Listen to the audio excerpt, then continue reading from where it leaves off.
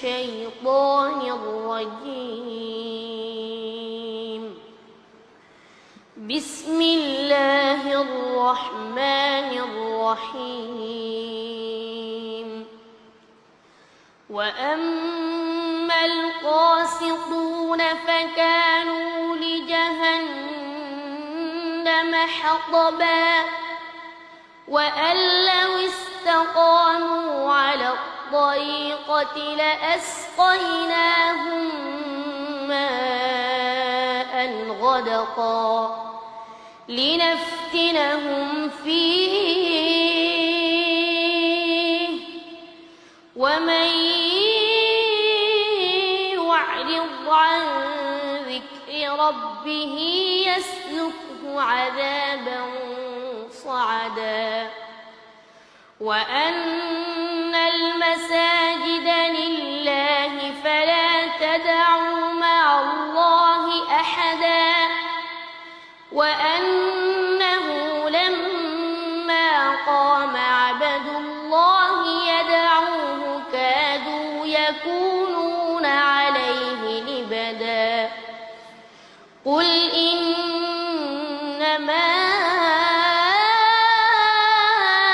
أدعو ربي ولا أشرك به أحدا. قل إني لا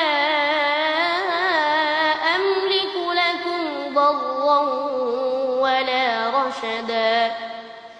قل إني لن يجيرني من الله أحد ولن أجد من دونه ملتحدا إلا بلاغا من الله ورسالاته ومن يعص الله ورسوله فإن له نار جهنم خالدين فيها أبدا.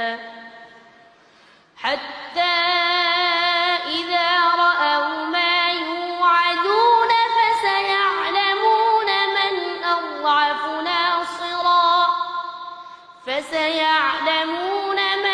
أضعف ناصرا وأقل عددا. أحسنتم. صدق الله العظيم. মাশাআল্লাহ। প্রিয় দর্শক, আমরা শুনছিলাম আজহারুল ইসলাম ওসামার কণ্ঠে